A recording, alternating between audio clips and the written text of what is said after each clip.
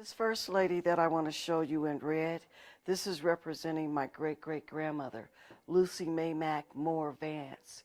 She was born 1857 in Belton, Texas. She was 8 years old when the Bell of Freedom rang. She was 13 years old working in the penitentiary as a cook. She came out here in the late 1800s, early 1900s on the train as a cook. She got out here and she liked it and she moved her family out here. I am third generation Colorado Springs native. This is Horace Shelby. Horace Shelby was our first black police officer in 1897. There were 8 police officers and he was the first black one at that time. This is his badge down here they found in police lockup. They actually have a park named after him. This is Arthur Sapp, and this is his nightstick and his accommodation award. And he was our first appointed black lieutenant. Fletcher Howard, our first assistant chief of police. This is Randolph Edwards. He was one of the original Tuskegee Airmen, but he did not retire as a Tuskegee Airman. He retired as a New York City detective. This right here, this is Norvell Simpson. Lobel is Attorney General. Lobel's like IG. Everybody doesn't know what that means. It's like FBI, CIA. They're coming to get you. And he said whenever he would be walking down the hallway, they would be just running. He had me cracking up, and he said, and I didn't know why they was running.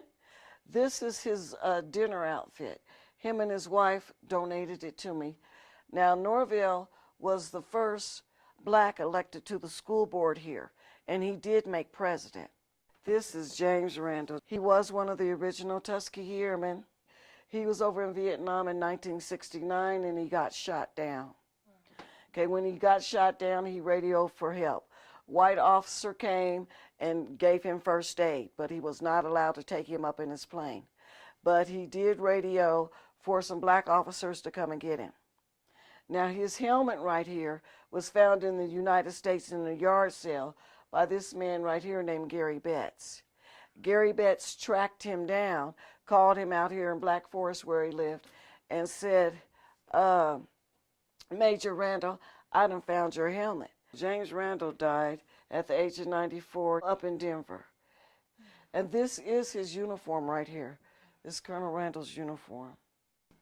And this right here, this is our black firefighters. Our first firefighter with a pension and to get paid was Andrew Collins. He was founded in 1969. He also did give me his antique fire truck, his grandchildren, because he didn't want them playing with it and breaking it. He told them, oh, it burnt up in a fire. He said because he couldn't tell them that he had donated to us.